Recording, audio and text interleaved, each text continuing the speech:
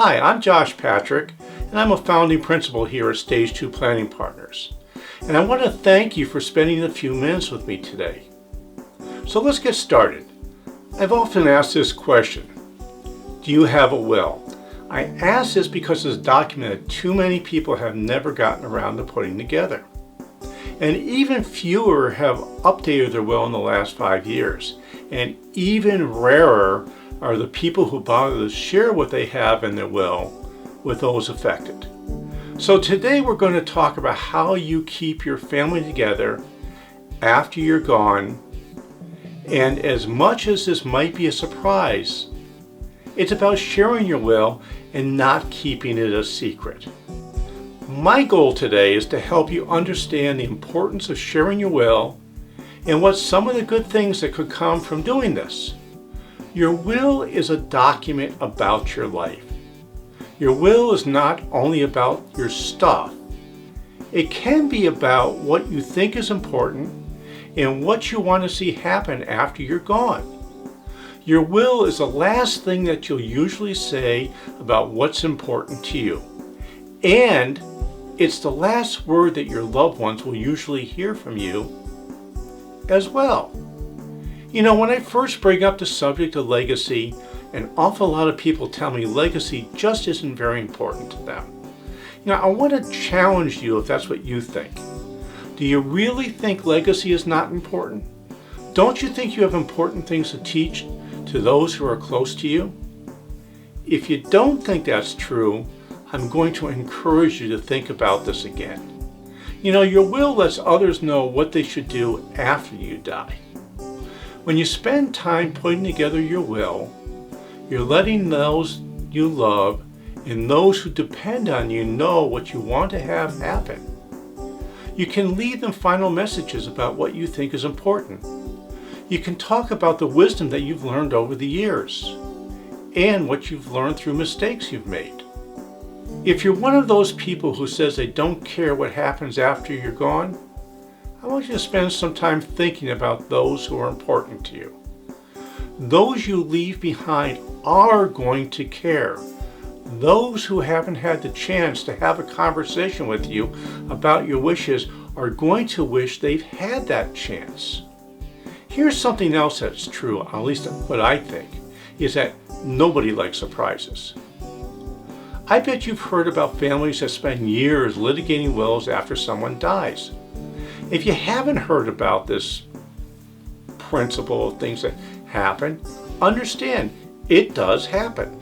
And the more money that's involved, the more likely it'll be that litigation is the end result. This is especially true if you haven't gotten around to sharing your will. You know, I know you don't want to talk about your death. I get that. If you like the idea that lawyers and courts will decide what you want as a last wish, then by all means, make sure you don't have that conversation with your loved ones about what's in your will. So I want to ask you a question. Do you like surprises? I'm going to bet the answer is no. If that's your answer, then why would your loved one like surprises, especially after you can't speak for yourself anymore? Do everyone a favor. Talk about what's in your will before you die and do it on a regular basis. Why don't you kick it up a notch? Why don't you discuss your will with everybody who's affected by what's in it? So here's the next step you need to take. Don't stop at just telling people what's in your will.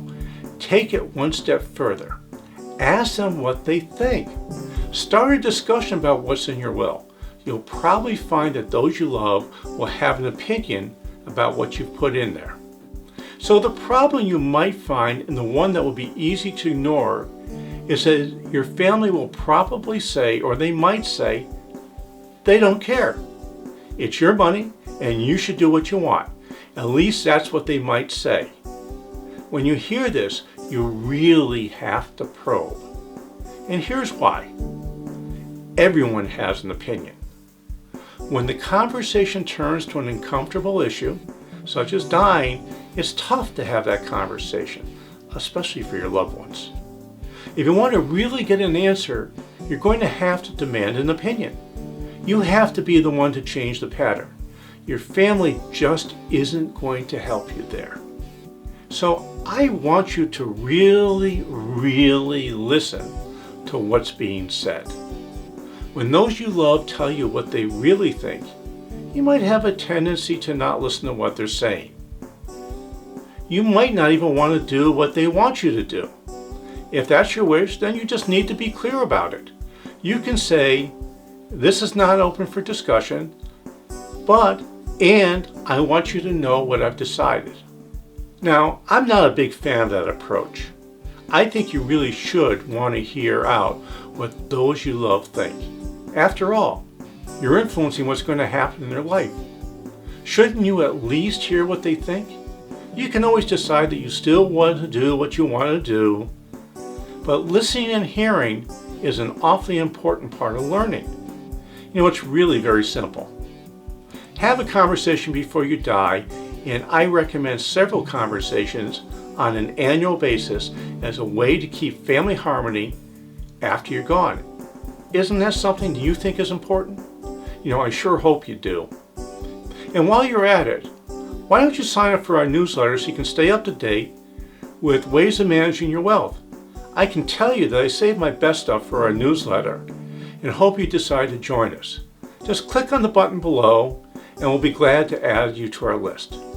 And again, this is Josh Patrick, and you've just spent a few minutes with us at Stage 2 Planning Partners. Thanks so much for your time. I appreciate you stopping by, and I hope to see you back here really soon.